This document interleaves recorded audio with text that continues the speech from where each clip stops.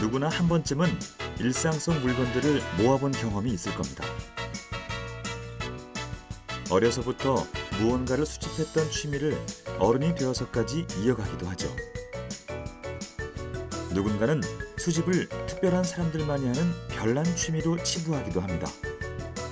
하지만 이것은 인류에게 내재된 본능적인 욕구에 가깝습니다. 모은 것을 늘려가는 기쁨은 누구나 느껴본 적이 있는 본능적인 즐거움이죠. 그래서 혹자는 인류를 호모 콜렉투스, 즉 수집 인간이라고 부를 수도 있다고 했습니다. 세상 사람 셋 중 한 명은 수집가라는 말처럼 인류는 오래전부터 무언가를 수집하려는 욕구를 가져왔습니다. 아주 오래전으로 거슬러 올라가 보죠. 고대 아시리아의 마지막 왕이었던 아슈르바니팔. 그는 통치 기간에 장서를 수집해 최초의 체계적인 도서관을 세운 것으로 유명합니다. 이로써 우리는 그 시대상을 살펴볼 수 있었죠. 위대한 시인 빅토르 위고, 한 시대를 풍미했던 렘브란트와 모네, 팝 아트의 선구자인 앤디 워홀 등 수많은 유명 인사들의 공통점은 무엇일까요? 바로 엄청난 수집광이었다는 사실이죠. 빅토르 위고는 중세 가구와 화려한 장식품을 모았고, 모네는 일본 작가의 작품에 매료돼 방안을 가득 채웠습니다. 렘브란트는 명화를 모으다 가사를 탕진했죠. 그리고 현대에 와서도 이런 수집 욕구는 사라지지 않았습니다. 사람들은 시대에 맞춰 더 다양하고 새로운 물건들을 수집하기 시작했죠. 가장 큰 특징은 우표와 화폐, 만년필 같은 전통적인 수집품에서 나아가 현대의 수집가들은 디지털 기기를 모은다는 점입니다. 그들은 왜 디지털 수집가가 됐을까요? 평범한 사람들의 아주 특별한 수집 이야기를 만나러 갑니다.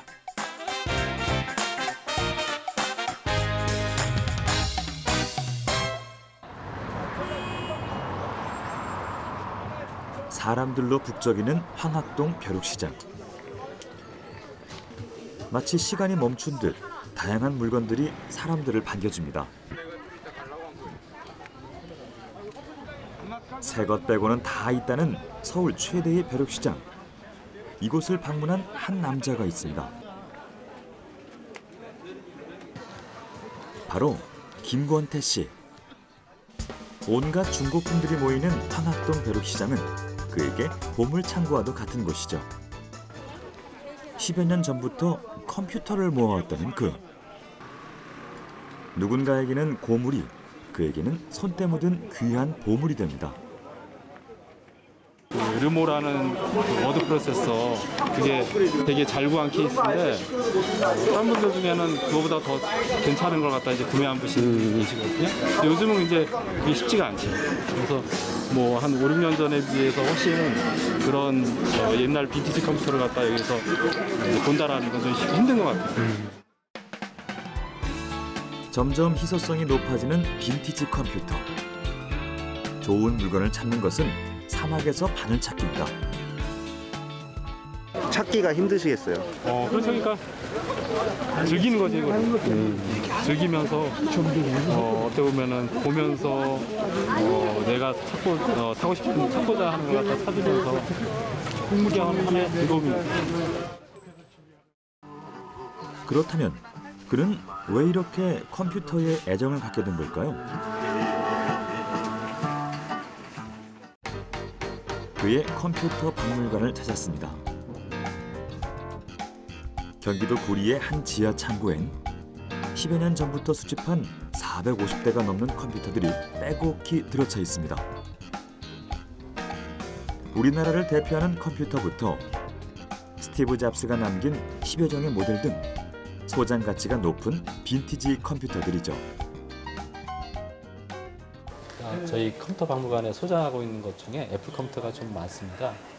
이제 애플 컴퓨터가 이제 컴퓨터 역사에서 차지하는 비중이 되게 크거든요. 이제 디자인적인 부분 또는 이제 기능적인 부분에서 상당히 크기 때문에 좀 50% 정도가 이제 애플 컴퓨터인데 그 중에 저희 컴퓨터 박물관에서 이제 가장 먼저 보통 소개드리는 컴퓨터가 애플 원 컴퓨터입니다. 이제 보시면은 저 위에 기판 형식으로 다 되어 있는 컴퓨터인데 이제 스티브 잡스가 이제 애플 컴퓨터를 갖다 이제 세우게 된 원인이 저 애플 원 컴퓨터 때문입니다. 그러니까 스티브 잡스의 친구인 스티브 워즈니악이 이제 개발을 한 건데 애플을 창립하기 전에 이제 개발을 했고 저걸 통해서 잡스가 우리 사업을 하자라고 해서 어떤 애플을 이제 만들게 된 계기가 된 거죠. 빈티지 컴퓨터를 모으는 일만큼 힘든 것이 바로 관리하는 일. 수집품의 수가 늘어나며 집 근처에 전용 창고를 구해 컴퓨터 박물관을 만들고 온도와 습도에 약한 전자기기의 특성상 가끔씩 전원을 켜 가동시켜줘야 합니다. 대신에 이제 여기가 지하라서 습도를 갖다 계속 맞춰주고 있거든요. 그래서 이제 제습기를 통해서 50% 정도를 맞춰주려고 노력을 해요. 겨울에는 이제 습도가 낮기 때문에 상관이 없는데 이제 여름에는 이제 7월, 8월만 되더라도 이제 습도가 이제 70, 80 이제 장마철에는 80%까지 이상도 올라가니까 그래서 이제 계속 제습기를 갖다 틀어서 물을 갖다 이제 밖으로 다 이제 빼주게 되죠. 전기밥을 준다라고 표현을 했었는데 이제 모든 제품을 다 이제 좀 전원을 켜서 가동을 갖다 좀 시켜줘야 되거든요. 그런데 이제 그러지는 못한 상황이에요. 그런데 가급적이면은 그 전기밥을 주려고 전원을 켜서 나름대로 이제 구동도 시켜보고 그러려고 노력을 하고 있고. 그렇다면 이런 번거로움에도 그가 컴퓨터 수집을 취미로 삼은 이유는 무엇일까요? 본격적으로 컴퓨터를 수집하게 된 계기는 어린 시절의 추억 때문이었습니다. 83년도에 제가 중학교 3학년 때 처음 이제 컴퓨터를 갖다 구입을 하게 됐죠. 이제 제가 그게 아직도 기억이 나는 게 칼기가 피격되던 날이었어요. 그래서 아직도 그걸 기억을 하는데 그날 이제 엄마 손잡고 이제 청계천 7가에 이제 컴퓨터 판매하는 데 가서 구매를 했죠. 그때 당시 가격으로 컴퓨터만 19만 8천 원, 그리고 모니터랑 그다음에 카세트 테이블 넣어서 데이터를 저장하는 저장 장치가 있었는데 그것까지 다 합쳐서 23만 원인가 24만 원인가 한 그 정도 비용으로다가 컴퓨터를 갖다 구매했던 걸로 다 기억을 해요. 부모님을 졸라서 갖게 된 생애 첫 컴퓨터. 당시 가장 저렴한 8비트 컴퓨터였지만 그에게는 보물이로였습니다. 그 추억이 어떻게 보면 되게 강렬했기 때문에, 그리고 제가 컴퓨터를 좋아하게 됐던 이유도 그 컴퓨터를 이용해서 베이직이라는 이제 언어를 배우기 시작하면서 좋아하기 시작했고, 그것 때문에 고등학교 가서 전산반 활동도 그때 하기 시작을 했거든요. 그래서 애플 컴퓨터라든가 MSX 컴퓨터라든가 이제 그런 추억이 학창 시절에 친구들이랑의 추억들이 묻어져 있는 제품들이 있기 때문에 그걸 이제 모으기 시작을 했던 거죠. 추억을 상기하며 모은 것이 현재에 이르게 됐습니다. 경매 사이트를 뒤지고 일본까지 날아가 구해온 희귀 컴퓨터들. 금액도 만만치 않을 것 같은데요. 대략적으로는 1억 이상이라고 생각이 드는데 아마 그거보다 훨씬 더 많이라고 생각이 들어요. 그러니까 제가 소장하고 있는 컴퓨터 중에 슈퍼컴퓨터가 한 대가 있어요. 그거만 구입하는 이제 배송비까지 포함해서 1,000만 원이 훨씬 들었거든요. 그래서 아마 모르긴 몰라도 다 합치면은 1억 이상은 훨씬 더 되리라고 생각이 들어요. 많은 시간과 금액이 들어가지만 수집이 주는 즐거움엔 비할 수 없다는 김권태 씨. 과연 그가 느끼는 컴퓨터의 매력은 무엇일까요? 이제 컴퓨터가 주는 매력 중에 하나는 꿈을 갖다가 키울 수 있는 거다라고 생각이 들어요. 중학교 3학년 때 컴퓨터를 갖다 구입을 했는데 그 컴퓨터를 통해서 내가 미래에 어떤 걸 갖다 만들겠다, 뭘 할 수 있겠다라는 생각을 했던 거가 컴퓨터 때문에 그렇거든요. 가정이지만 제가 컴퓨터를 배우지 않고 지금 이 나이에 왔다라고 그러면 덜 논리적이지 않았었을까. 그러니까 컴퓨터 언어라는 것 자체가 수학을 기반으로 해서 어떻게 보면 논리적인 어떤 사고를 키울 수 있는 방법 중에 하나거든요. 그래서 이걸 가까이 함으로 인해서 더 그 사고의 어떤 상상력뿐만 아니라 논리적인 측면에서도 함양할 수 있는 어떤 부분이 있다라는 게 매력적인 부분이 아닐까라는 생각이 들어요. 현재 웹 제작자로 활약하고 있는 그. 컴퓨터로 어린 시절엔 과학자의 꿈을 꾸고 현재는 좋아하는 일을 하게 됐죠. 예. 안녕하세요. 네, 안녕하세요. 네. 아유, 대표님 오랜만에 뵙습니다. 반갑습니다. 네, 반갑습니다. 아유, 진짜 말로만 듣던. 주라기 공원에 온 것 같습니다. 아, 컴퓨터 주라기 공원. 이번에 영화 속 코모도라든가 아직 정식 박물관은 아니지만 그의 전용 창고는 컴퓨터를 사랑하는 사람들의 아지트입니다. 이베이에 올라오고 그러는 건 온라인을 통해 신청한 사람들에게 무료로 개방하고 있죠. 찾든가 아니면 이제 국내 관람객이 오면 소장품에 대한 다양한 에피소드를 들려줍니다. 그리고 이제 또 대략적으로 전시회도 꾸준히 진행할 예정인데요. 소개를 잠깐 해드리면 지금 준비하는 것은 영화 속에 등장한 컴퓨터를 주제로 한 전시죠. 영화 속에 이제 컴퓨터가 많이 등장하는 이유는 영화들 보시면은 어떻게 보면은 그 네트워크라든가 아니면 SF 같은 경우에 이런 컴퓨터를 통해 가지고 어떤 그 적을 갖다 공격을 한다라든가 이제 그런 어떤 장면들이 많이 나오니까 그걸 위해서 컴퓨터들을 많이 사용을 해요. 그리고 이런 이거는 이제 뉴턴이라는 제품인데 이런 거 같은 경우에도 이제 휴대용으로서 어떤 해킹을 하기 위해서 사용한다라든가 그럴 때 이런 소형 컴퓨터들이 이제 등장하게 돼요. 비밀 보안문 들어가 침입할 때 예. 이거 딱 갖다가 딱 쳐가지고 하더만요. 그런 영화에 본 적이 기억이 납니다. 컴퓨터 지금도 마찬가지인데 초창기 컴퓨터 자체가 게임 기자, 학습 기자, 그렇죠. 비즈니스용의 어떤 사무용 컴퓨터들이니까 낡은 컴퓨터는 고물이나 폐기물이라는 인식이 안타까웠던 그. 과거에 어떤 컴퓨터와 프로그램을 사용했는지에 대한 자료는 미래의 후손을 위해 보존해야 할 귀중한 유물이라는 생각으로 앞으로 정식 박물관을 건립하고 싶답니다. 국가 경쟁력을 높이는 데 가장 큰 역할을 한 컴퓨터의 역사를 아이들이 한눈에 볼 수 있도록 말이죠.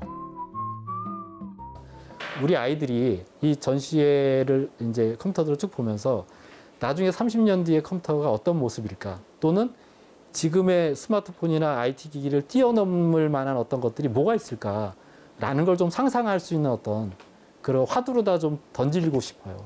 컴퓨터를 통해서 저 꿈을 갖다 시작을 했고 그리고 최종적인 어떤 컴퓨터 박물관이라는 걸 오픈하는 게 저의 그 나름대로의 꿈의 이제 목표이기 때문에 저의 인생에 있어서의 시작이자 목표다라고 생각이 들어요. 여기 추억 속으로 사라진 전자기기를 모으는 또 다른 수집가가 있습니다. 경기도 고양시에 위치한 그의 자택을 찾아가 봤는데요. 반갑게 문을 열어주는 이 사람. 올해로 8년째 올드폰을 수집 중인 이용규 씨입니다.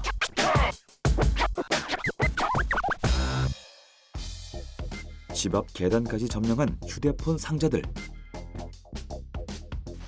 그동안 모은 휴대폰이 차고 넘쳐 집안에 둘 공간이 없을 정도랍니다. 한 상자당 무려 100개가 넘는 휴대폰들이 들어있다는데요. 그중 일부만 들여와도 거실이 가득 차죠.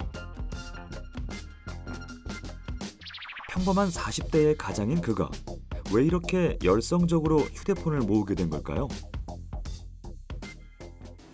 아무래도 그 생활 밀착 상품이다 보니까 누구나 이제 늘 가지고 다녔던 휴대폰이잖아요. 그럼으로써 이제 그 휴대폰에 있던 뭐 애착이라든가 뭐 사랑이라든가 뭐 슬픔이라든가 이런 모든 생활의 이제 모든 느낌들이 다 녹아 있다고 이제 생각을 했고요. 이런 휴대폰들도 하나의 이제 역사라고 생각을 해서 이제 이 휴대폰이 재활용이 된다면은 이게 그 용광로 속에 이제 녹아버려서 이제 없어지게 되거든요. 이제 그게 싫었던 거죠. 누군가는 모아놓으면 이제 충분한 이제 그 수집품이 될 것이다. 그런 생각에 이제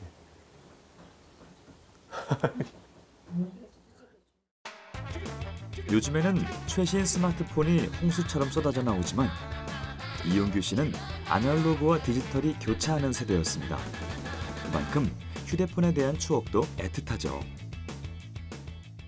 미안한데 말이야. 내가 마라톤을 옮겼어. 못 따라.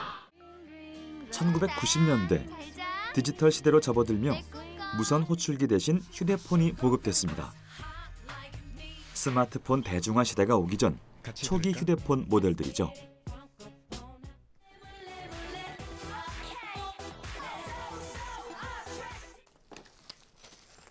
(90년대) 학창 시절을 보내며 이 일련의 과정을 겪은 이용규 씨에게 휴대폰은 그 시절의 향수를 다시 불러일으키는 고마운 매개체입니다. 자신이 쓰던 휴대폰을 모으기 시작해 우리나라 휴대폰의 변천사를 채워나가기 시작했다는 그 양이 방대해지며 이제 정리할 엄두도 나지 않습니다. 최초의 이제 초기 휴대폰 모델들인데요. 벽돌폰 그러잖아요. 정말 사이즈가 벽돌만 해서 벽돌폰이라고 불렀던 것 같아요.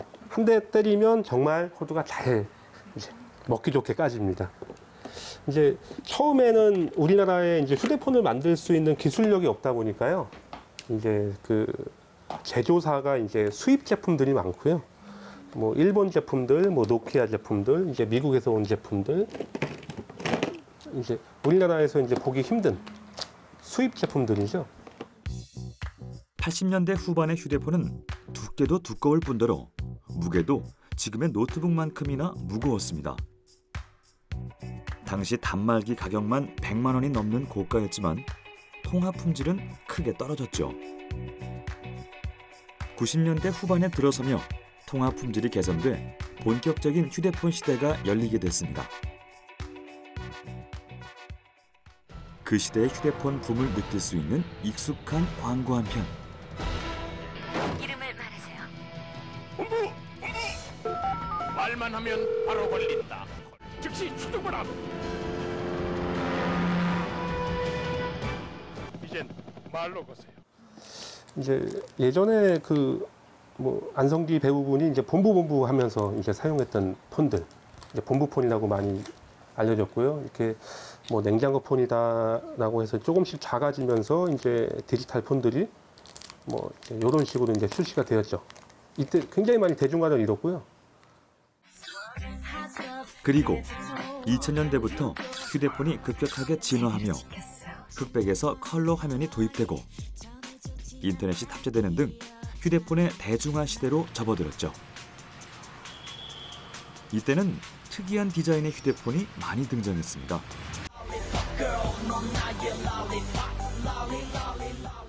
큐릭에서 출시한 이제 게임용 폰입니다. 예. 이때 당시에 이 휴대폰 이름 앞에 닉네임이 연예인 이름이 많이 붙었거든요. 이윤열이라고 그 스타크래프트를 이제 선수분이 이 폰을 썼다가 돼서 이윤열 폰이다라고 불렸던 폰이고요. 보통 컴팩트 폰, 조개 폰 이렇게 불렸죠. 굉장히 특이하게 생겼습니다. 원형 휴대폰이 여기 유일하지 않나 싶어요. 이 폰은 이제 그 삼성에서 만든 듀얼 폴더라고 해가지고요. 젊은 분한테 정말 많이 팔렸습니다. 이때 당시에 그 이효리라는 그 젊은 인기 배우가 탤런트가 이제 목에서 걸고 나와서 이제 광고를 했던 폰인데요. 정말 지금 봐도 디자인이 정말 멋지죠. 제가 사용했던 두 번째 폰입니다. 그래서 애착이 좀 많이 가고요. 그 밖에도 실제로 금이 박힌 휴대폰부터 아테네 올림픽을 기념하기 위해 만들어진 한정폰, 휴대폰에 초소형 TV 수신기를 내장해 기네스북에 오른 세계 최초 TV폰 등 30년 모바일 역사를 한눈에 볼 수 있는 휴대폰들이 총 4천여 점에 달합니다.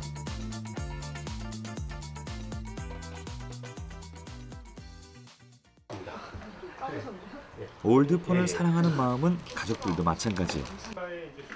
아직도 2012년에 출시된 폴더폰을 사용하고 있다고 하네요. 뭐라 그럴까 좀 이때 당시의 디자인은 나이가 이제 먹으면 이제 옛 것들이 생각이 나는데 휴대폰이 추억이 많기 때문에 더더욱 그런 것 같습니다. 예전에 썼던 휴대폰을 켜보면 이제 저하고 통화를 했던 통화 목록이라든가 남겨져 있는 문자 메시지를 보면 옛 생각이 날 때가 있죠. 그게 이제 다른 수집품하고의 이제 틀린 점인 것 같습니다. 기록성에서 출시가 되었는데 이용규 씨의 못 말리는 휴대폰 사랑. 제작진에게 특별한 모델을 자랑하는데요. 제가 그 가끔 기분 전환할 때 사용하는 폰이 있는데요. 제가 이거는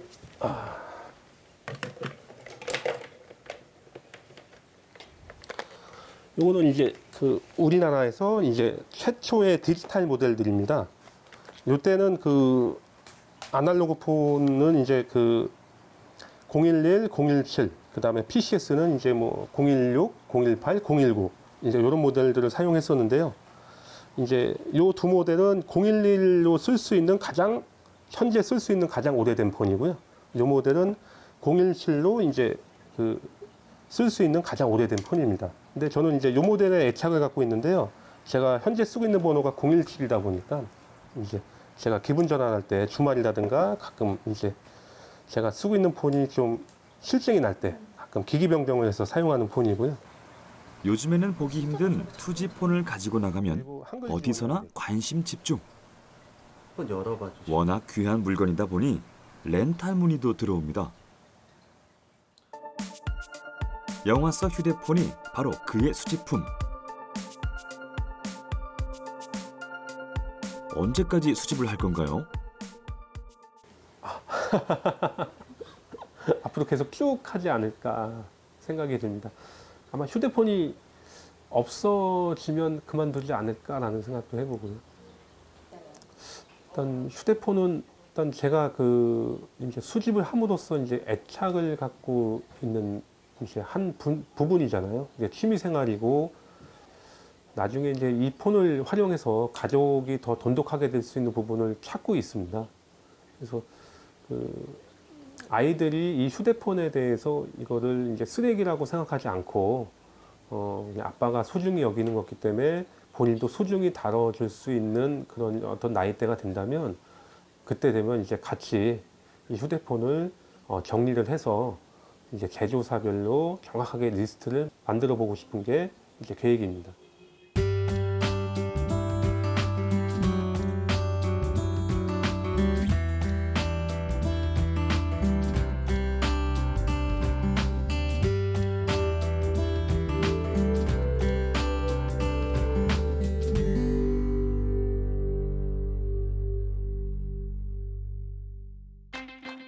근대 계몽주의 철학자 칸트는 취향을 아름다움을 판정하는 능력이라 주장했습니다. 그 기준이 개인의 역량에 달렸다는 의미죠. 또 호주의 일간지 캔버라 타임스의 한 기사를 보면 수집에 대해 다음과 같이 기술했습니다.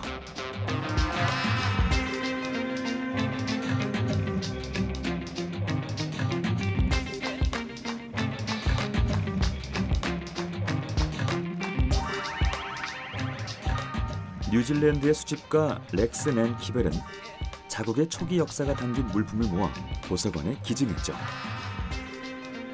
그 이유에 어떻든 수집광이 빚어낸 결과물은 매력적입니다. 그들의 집착으로 우리는 알 수 없었던 역사와 유명 작품을 현대에서도 만날 수 있게 됐습니다.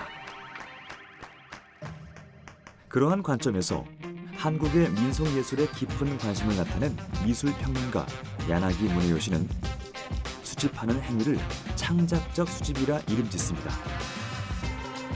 이것이 세상에 수많은 수집광이 존재해야만 하는 이유죠. 그렇다면 현대의 수집가들은 어떤 특징을 가지고 있을까요? 빠르게 변화하고 일회용품으로 넘쳐나는 현대 사회에 따뜻한 감성을 품고 등장한 디지털 수집가. 그들의 수집 목록에도 변화의 바람이 불고 있습니다.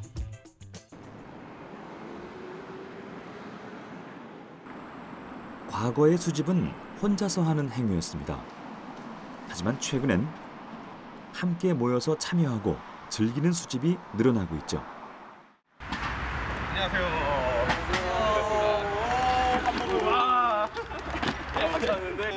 여기 조금 색다른 취미를 공유하는 이들이 있습니다. 이들을 하나로 뭉치게 한 대상의 정체는 바로 스마트 모빌리티 전동 휠입니다. 스마트 모빌리티란 최첨단 충전 동력 기술이 융합된 소형 개인 이동 수단을 말합니다. 전기와 같은 친환경 연료로 움직이죠. 2000년대 초 발명가 딘 카멘이 최초 개발에 성공한 이래로 차세대 이동 수단으로 주목받고 있습니다.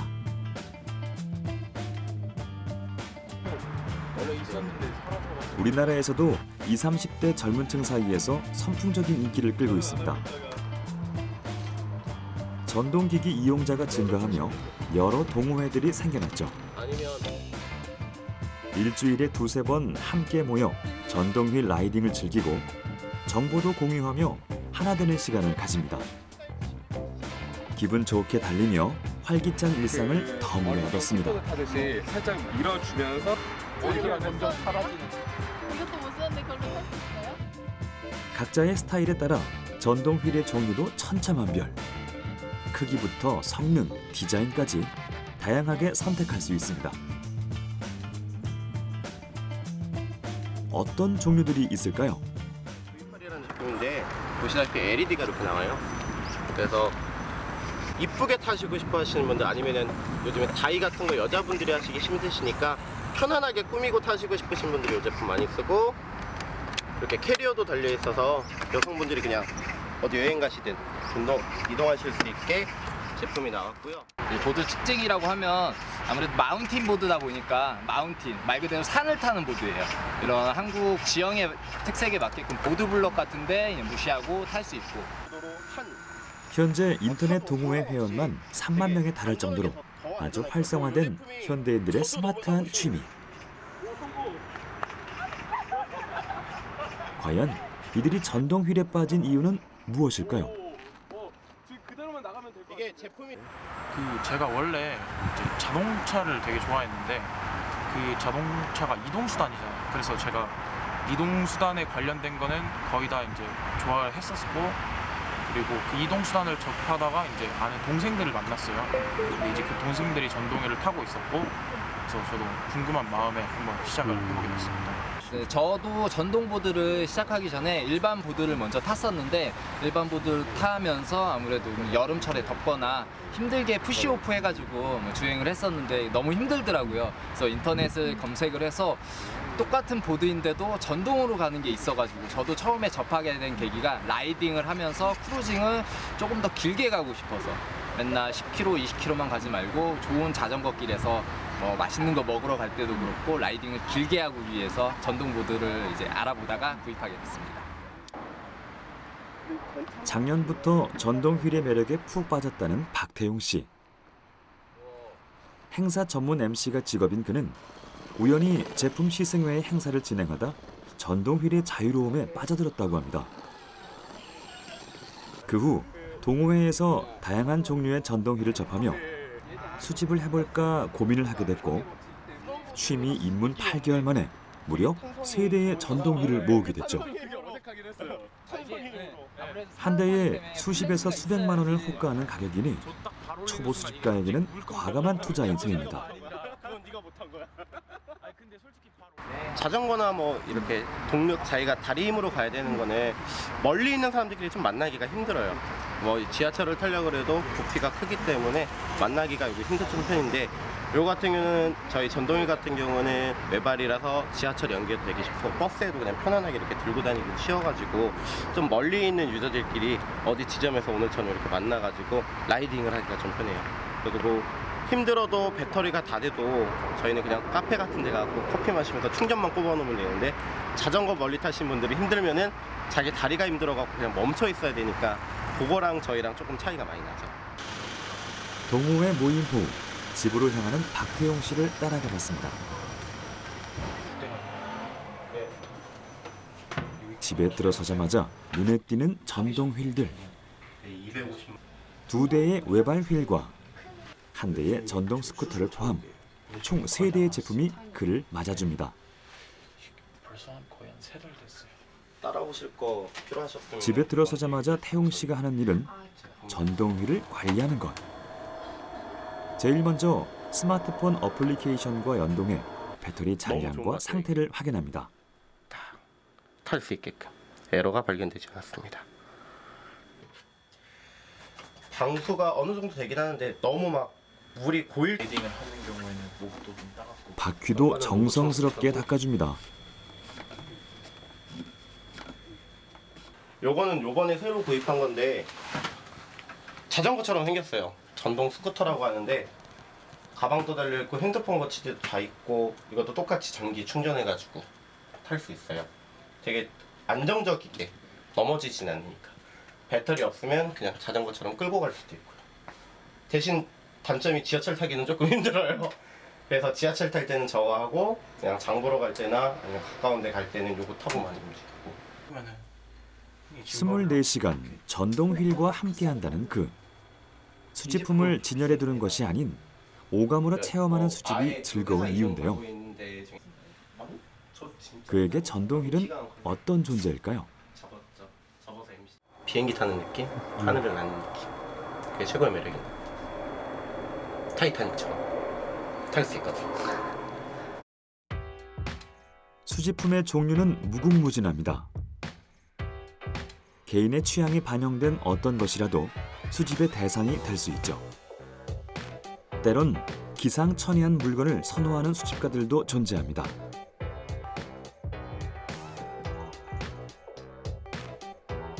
다양한 종류의 변기 뚜껑을 수집하고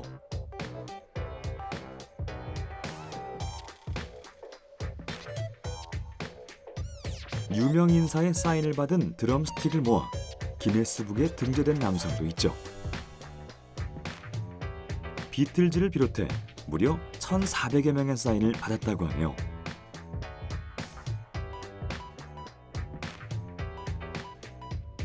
그리고 여기 취미에서 시작해 수집 그 자체가 인생이 되어버린 사람이 있습니다.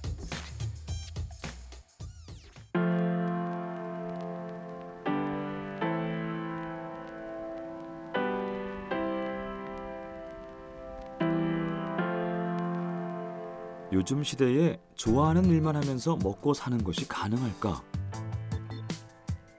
남다른 취미 덕분에 일과 행복, 두 마리 토끼를 잡은 남자가 있습니다. 국내 1세대 얼리 어답터 이강석 씨. 그의 주 분야는 IT 기기입니다.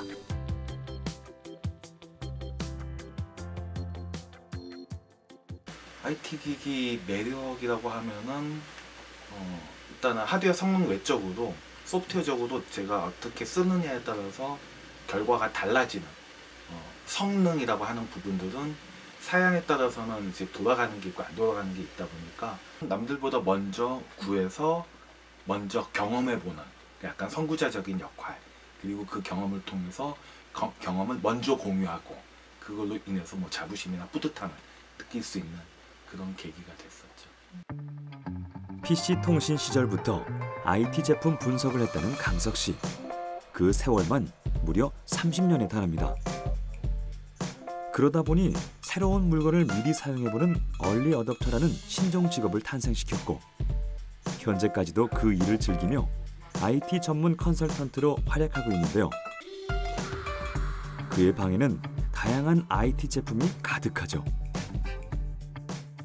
몇 년 전까지는 거의 전자사전처럼 약간 특이한 케이스였는데 국내에서 가장 초경량, 초소형 사이즈의 키보드를 내장한 컴퓨터였습니다. 그래서 한때는 이제 마니아층들이 주로 썼었는데 단점으로는 화면이 작고 물론 해상도는 꽤 나왔어요. 1024.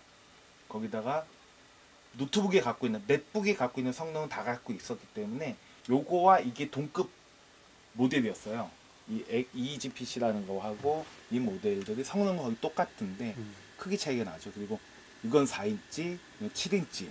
지금 있는 이런 이제 15인치급하고 비교했을 때 뭐 옛날로 치면 성능 차이는 별 차이가 나지는 않았었지만 이제 휴대하긴 좋았지만 실제 키보드 치는 게 좀 불편했었고 이거와 더불어 그 개수만 50여 가지.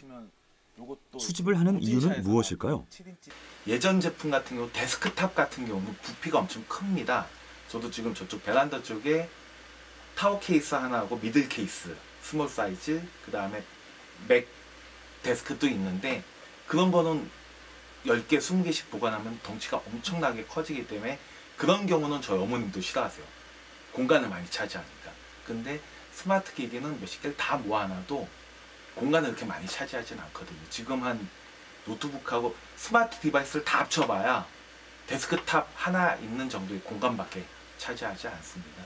그래서 공간에 대한 부담이 좀 그나마 적다 보니까 스마트 디바이스는 좀 소장해도 소장할 만한 여유는 좀 있고, 흔히 저는 이제 지인들하고 농담할 때 보면은 책장에 책도 꼽혀 있지만 특정 공간에는 책 대신에 디바이스가 쫙 꼽혀 있어서 오늘은 뭘 들고 나갈까, 그래서 오늘 모임에 오늘 그 하루 동안에 움직이는 시간, 하루 이틀 동안 움직이는 곳, 그 다음에 오늘 하는 업무나 만나는 사람 일정에 따라서 그거에 맞는 디바이스를 골라서 가지고 나가는 또 그런 재미도 있습니다. IT 제품을 적극적으로 소비하며 그 속에서 즐거움을 찾는다는 그의 요즘 최고 관심사는 바로 키보드입니다. 제가 주로 쓰고 있는 이제 그 데스크탑형 키보드는 이게 이제 다스 키보드라서 한 20만 원대짜리 이제 기계식 키보드고요. 보통 저렴한 이제 한 10,000원대짜리 키보드들도 있는데 그런 건 요즘 잘 안 쓰고 있는 키 타수가 빨라지면서 기계식 키보드의 그런 매력이 있어요. 따각따각 하면서 치는 매력도. 그래서 그렇게 하다 보니까 또 이 기계식 키보드도 약간 이제 개성이 강한 키보드들, 그러니까 뭐 시중에서 늘상 쓰는 키보드가 아닌 타입들이 좀 있어서, 그래서 이건 좀 저렴한 기계식 키보드인데, 아무래도 취미이자 직업이 IT 제품의 리뷰를 올리는 일이다 보니 키보드에 대한 욕심도 커질 수밖에 없나 봅니다. 최근에 한 3주 기다려서 이제 구매한 게 기계식 키보드인데 레트로풍으로 키 자체가 약간 동글동글하게 해서 무게는 꽤 나가더라고요, 이게. 그래서 휴대해서 갖고 다니긴 뭐하지만 집이나 아니면은 뭐 가방에 넣어서는 쓸 수도 있고, 이건 또 두 가지로 쓸 수 있는데, 하나는 블루투스 방식으로 쓸 수도 있지만 선을 연결해서 그 유선으로 연결해 갖고 쓸 수도 있고요. 키면은 키보드에 불도 들어오는, 이렇게 쓸 수 있는 장점이 있습니다. 그래서 오늘은 이 제품을 조금 리뷰를 해볼까 하고 있습니다. 본격적인 리뷰 작성에 나선 이강석 씨. 보기엔 간단해 보이지만 그 과정이 순탄치만은 않습니다. 시리즈 보통 숫자로 가는 제품의 외관부터 구조, 사용감 등 체크해야 할 요소가 산더미죠. 글 하나를 올리려면 적어도 3주 이상의 시간이 소요됩니다. 이렇게 꼼꼼한 리뷰 덕분에 많은 블로거들의 지지를 받으며 오랜 세월 얼리 어댑터로 활동할 수 있었죠. 한참 들어올 때는 하루에 한 5,000명, 막 피크로 찍을 때는 하루에 몇십만 찍을 때도 있었고요. 평균 한 5,000명 정도씩. 그래서 전체 합쳐서 한때는 막 100만 돌파, 몇 년 동안 100만 돌파도 했었고요. 3년 동안에 그 올 블로그에 그 IT 파워 블로그로 연속 3년 연속 엠블럼 달기도 했었습니다. 리뷰를 마치고 외출 준비에 나선 강석 씨.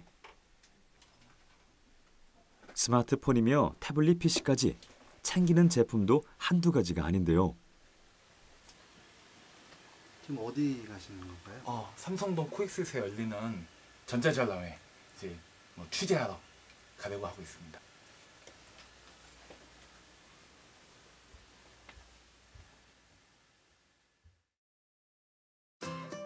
그가 찾아간 곳은 국내 최대의 IT 전시회. 개막 첫날부터 많은 취재진과 관람객이 모여들었습니다.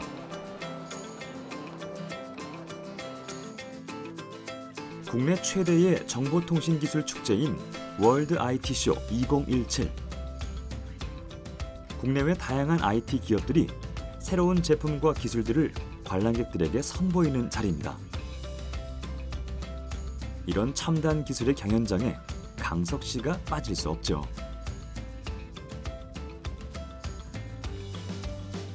많은 관람객들이 최신 IT 기기를 체험해보고 있었는데요.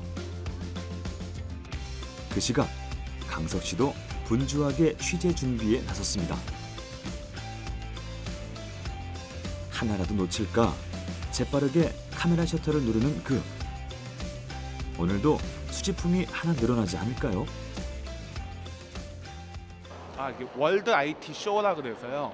세계적인 이제 IT 쇼, 전자 전람회인데 이제 컴퓨터뿐만 아니라 IT나 전자 관련한 제품들이 신제품들이 총망라돼가지고 B2B나 B2C 시장에서 소비자들과 미리 사전에 경험해 볼 수 있는 그런 전시 자리입니다. 취재 도중 자리를 뜨지 못하는 강석 씨. 마음에 드는 제품이라도 발견한 걸까요? 직접 제품을 체험해 봅니다. 그러면 이건 1인용이네요. 1인용이에요. 개인 게임 하실 때거나 뭐 음악 들으실 때, 영화 볼 때 이렇게. 2명이나 3명 볼 때는 그러면 이제 블루투스를 연결을 하는 거니까 두 개를 연결을 해서. 근데 이어폰은 조금 전에 이제 서라운드 같은 그런 효과가 전혀 없고 그냥 2D처럼 네, 진동은 느껴지진 않고요. 네. 근데 좀 더 선명하게는 들리실 거예요. 좀 집중도 있게.